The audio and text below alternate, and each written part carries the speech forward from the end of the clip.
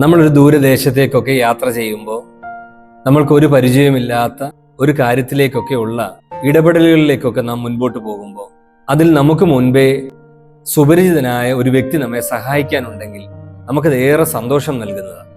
പലപ്പോഴും യാത്രയിലൊക്കെ നമ്മുടെ കൂടെ ഒരാളുടെ സാന്നിധ്യം എന്ന് പറയുന്നത് ഏറെ അനുഗ്രഹമാണ്, ഏറെ സന്തോഷമാണ്. നമുക്ക് ആ പോകുന്ന കാര്യത്തിലൊക്കെ ഒരു ധൈര്യം നമ്മളിൽ തോന്നാറുണ്ട്. അതെ, നമുക്ക് മുമ്പ് ലോകത്തെ ജയിച്ച ഒരു യേശു നമ്മുടെ കൂടെയുണ്ട്. തിരുവചനം എങ്ങനെ പറയുന്നു? ലോകത്തിൽ നിങ്ങൾക്ക് കഷ്ടമുണ്ട്, എങ്കിലും ധൈര്യപ്പെടുകയും ഞാൻ ലോകത്തെ ജയിച്ചിരിക്കുന്നു. യേശു ദൈവപുത്രനെങ്കിലും മനുഷ്യനെ പോലെ നടന്ന് മനുഷ്യന്റെ എല്ലാ സ്വഭാവങ്ങളെയും താൻ പിതാവിനോട് ചേർന്നിരുന്ന് ജയിച്ചിട്ട്, ലോകത്തെ ജയിച്ചിട്ട് നമ്മോട് പറഞ്ഞിരിക്കുക, ഞാൻ ലോകത്തെ ജയിച്ചു. നമ്മുടെ എല്ലാ സാഹചര്യങ്ങളിലും ഇനി വന്നേക്കാവുന്ന ഏതവസ്ഥയിലും യേശു കർത്താവ് നമ്മുടെ കൂടെയുണ്ട്.